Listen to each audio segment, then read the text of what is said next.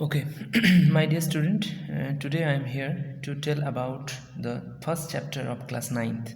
Name of the chapter is matter. Okay, name of the chapter is matter. तो मैं पहले तुमको ये बताना चाहता हूँ, ये जो चैप्टर है मैटर चैप्टर जो है, ये चैप्टर बिल्कुल थियोरेटिकल है. थियोरेटिकल कॉन्सेप्ट हमें यहाँ पे देखना है. यहाँ पे न्यूमेरिकल्स टाइप जो है वो थोड़ा कम ही है, बहुत कम है. मैक्सिमम जो कॉन्सेप्ट है वो थियोरेटिकल कॉन्सेप्ट है. तो चलो हम स्टार्ट करते हैं. मैटर, पहले ये जो मैटर है ये एक्चुअली क्या है, मैटर किसे कहते हैं हम. इसका डेफिनेशन में अगर हम देखेंगे तो उसमें कुछ ऐसा है, it is anything that occupies space and has some mass. दो पॉइंट हमें यहाँ से याद रखना होगा. नंबर 1, कोई भी चीज़ जिसको हम कहीं पे अगर रख दें, मान लो टेबल के ऊपर मैंने एक चौक रख दिया, तो उस चौक टेबल के ऊपर कुछ जगह ले लेगा, कुछ जगह लेके वो वहाँ पे बैठे रहेगा. ठीक है, तो स्पेस चाहिए. कोई भी चीज़, एनीथिंग्स, कुछ भी हो जो थोड़ा स्पेस लेता है और जिसका क्या रहता है, कुछ मास माने यहाँ पे वजन, कुछ वजन रहता है उसका. ठीक है, उसको हम क्या कहेंगे, मैटर कहेंगे उसको. अब ये मैटर जो है ये पार्टिकल से बना हुआ होता है. मैटर किस चीज़ से बना हुआ होता है, पार्टिकल से. पार्टिकल्स ओके, पार्टिकल से ये मैटर बना हुआ होता है. ओके, अब हमें देखेंगे कि ये पार्टिकल्स जो है उसका प्रॉपर्टीज़ क्या है, पार्टिकल्स एक्चुअली कैसा होता है. तो हम हेडिंग देंगे प्रॉपर्टीज़. जिस तरह से मैं पॉइंट करके तुमको समझा रहा हूँ, इसी तरीके से तुम्हें उसी पॉइंट को तुम्हें नोट्स बनाना है और तुम्हें अपने NCERT बुक से नोट्स बनाना है. ठीक है, तो पार्टिकल्स का जो कैरेक्टरिस्टिक्स या प्रॉपर्टीज़ पाया जाता है वो है नंबर 1, ये पार्टिकल्स कोई भी एक सब्सटेंस के अंदर, कुछ भी सब्सटेंस हो. ठीक है, मान लो चौक को ही तुम समझ लो, तो चौक को अगर तुम क्या कर दिया, तो उस चौक को तुम मान लो कि पेस्ट कर दिया, ग्राइंड कर दिया, तो छोटा वाइट कलर का एक ग्रैन्यूल जैसा दाना टाइप का चीज़ आएगा उसके अंदर से निकलते हुए. ठीक है, तो उसको हम क्या कहेंगे, पार्टिकल्स. तो पार्टिकल्स, उस चीज़ को पार्टिकल्स कहेंगे. अब हम देखेंगे पार्टिकल्स का प्रॉपर्टीज़ क्या होता है. तो कोई भी मैटर के अंदर जो पार्टिकल्स रहता है वो कंटिन्यूसली मूव करता है, माने दे आर मूविंग. ठीक है, वो कंटिन्यूसली मूव करता है, number 1. Number 2, properties number 2, they have space between them. दोनों पार्टिकल हैं, मान लो ये एक पार्टिकल चौक का, उसी चौक का पार्टिकल, ये एक पार्टिकल है, ये एक पार्टिकल. इनके बीच क्या होगा, एक स्पेस होगा, और उनके बीच थोड़ा खाली जगह रहेगा. तो हम क्या देखेंगे यहाँ पे, उनके बीच, दोनों पार्टिकल के बीच कुछ ना कुछ एम्प्टी स्पेस, एम्प्टी माने खाली स्थान, खाली जगह रहेगा उन पार्टिकल के बीचों बीच. ठीक है, और नंबर 3 पॉइंट हम क्या जानेंगे पार्टिकल्स के बारे में, एक पार्टिकल के साथ दूसरे पार्टिकल एक दूसरे को अपने ओर ऑलवेज क्या करता है, अट्रैक्ट करता है. ठीक है, ऑलवेज एक दूसरे को अपने ओर खींचता है, अट्रैक्ट करता है. ठीक है, तो ये हो गया तुम्हारा particles.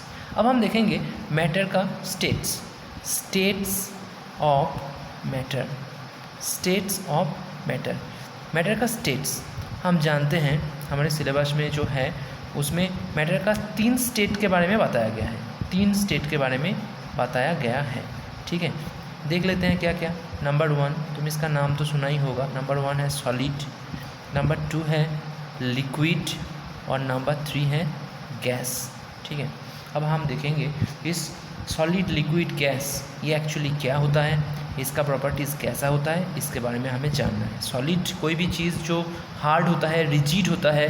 Number 1 first characteristic rigid. जो चीज़ रिजिड है, कठोर है, जो चीज़ सख्त है, ठीक है, टफ है, उसको हम सॉलिड के रूप में जानते हैं. ठीक है, तो एक सॉलिड जो होता है वो ऑलवेज क्या होगा, रिजिड होगा. ओके, नंबर 2 पॉइंट 2, और क्या होगा उसका डेफिनिट माने एक परफेक्ट क्या रहेगा, शेप रहेगा, और उसका वॉल्यूम भी डेफिनिट होगा. माने वो कोई भी एक सॉलिड हो, उसका वॉल्यूम क्या है वो हम डिटरमाइन कर सकते हैं. उसका शेप कैसा है, वो ट्रायंगुलर है ना, रेक्टेंगुलर है ना, स्क्वायर है, क्या है, वो कैसा शेप है वो भी हम डिटरमाइन कर सकते हैं. तो ये हो गया तुम्हारा दूसरा प्रॉपर्टी. तीसरा प्रॉपर्टी हम क्या बोलेंगे, सॉलिड है इनकॉम्प्रेसिबल. इनकॉम्प्रेसिबल, ये पॉइंट हमको याद रखना है।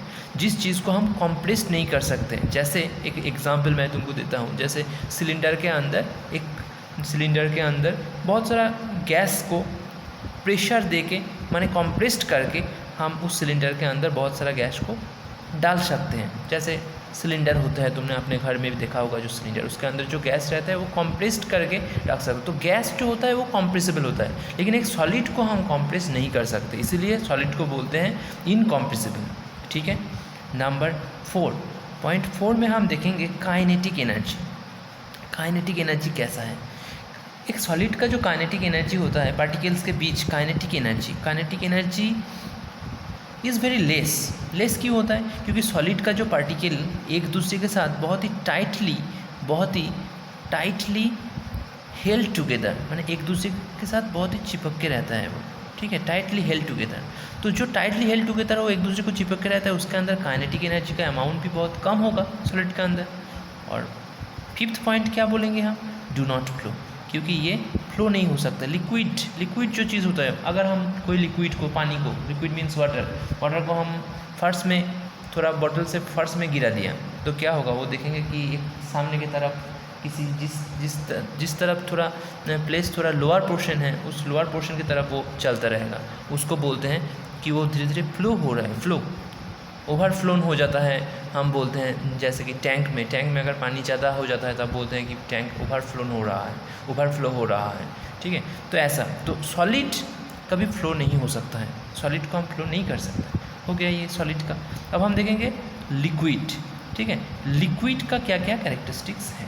लिक्विड का नंबर 1, इसका कोई डू नॉट हैव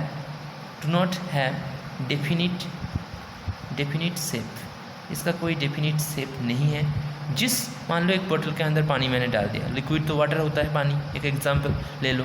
एक बोतल के अंदर मैंने पानी डाल दिया तो बोतल का जैसा शेप बन जाएगा। मान लो एक मग के अंदर मैंने पानी डाल दिया तो मग जैसा शेप बन जाएगा। ठीक है, जिसके अंदर रखोगे, जिस कंटेनर के अंदर रखोगे वो उस कंटेनर का शेप बन जाता है। लेकिन इसका वॉल्यूम फिक्स्ड है, इसका वॉल्यूम हम डिटरमाइन कर सकते हैं। वॉल्यूम कितना है, कितना अमाउंट ऑफ वाटर, 1 लीटर ना 2 लीटर, वो वॉल्यूम हम डिटरमाइन कर सकते हैं। Number 3, they can flow. इसको ये लिक्विड जो होता है फ्लो हो सकता है, मैंने अभी बताया सॉलिड के केस में। ठीक है, और नंबर 4 अगर देखेंगे हम तो इसका कॉम्प्रेसिबिलिटी थोड़ा कम होता है, लिटिल कॉम्प्रेसिबल होता है ये, लेकिन कॉम्प्रेसिबिलिटी कैरेक्टर इसके अंदर है, लेकिन लिटिल कम होता है। और नंबर 5, इसका जो पार्टिकल्स, लिक्विड का जो पार्टिकल्स होता है वो जो पार्टिकल्स होता है, ठीक है, तो एक पार्टिकल दूसरे पार्टिकल के साथ थोड़ा लूजली पैक्ड होता है। जैसे सॉलिड में एक दूसरे के साथ टाइटली पैक्ड होता है, सॉलिड में टाइटली पैक्ड होता है, लेकिन इसमें क्या होगा? Loosely packed. ठीक है, उतना उनके बीच जो पावर ऑफ अट्रैक्शन एक पार्टिकल के साथ दूसरे पार्टिकल, वो थोड़ा कम होता है, इसलिए क्योंकि वो लूजली पैक्ड होता है। ठीक है, तो ये हो गया इसका 5 पॉइंट। ओके, अब हम देखेंगे नेक्स्ट जो है गैस का प्रॉपर्टीज़। गैस के बारे में हम पहले ही जो देखेंगे, गैस का कोई भी डेफिनिट शेप, वॉल्यूम, ये सब नहीं होता है। No definite shape and volume, इसके पास कोई डेफिनिट शेप, वॉल्यूम नहीं होता है। They are free to move in any direction. हम देखते हैं गैस अगर लीक करता है मान लो सिलेंडर से, तो पूरा घर फैल जाता है। इसका मतलब क्या हुआ? They are free to move, they are free to move anywhere. घर के एक कोने में अगर गैस लीक हो जाए तो पूरा घर फैल जाता है, तो इससे हमें प्रूफ होता है कि वो फैल जाता है, फ्रीली मूव कर सकता है इन एनी डायरेक्शन, किसी भी दिशा में। ठीक है। नंबर 3, पॉइंट 3 में हम देखेंगे ये गैस जो होता है हाईली कॉम्प्रेसिबल होता है। उसका एग्जांपल मैंने पहले ही बताया, सिलेंडर, बहुत सारा गैस, उसका वॉल्यूम बहुत ज़्यादा है, लेकिन उसको कॉम्प्रेस्ड करके हम सिलेंडर के अंदर डाल सकते हैं, तो गैस को हम क्या बोलेंगे? Highly compressible. और पॉइंट 4, इसके पास फ्लूइडिटी माने फ्लो हो सकता है, फ्लूइडिटी पाया जाता है इसके अंदर।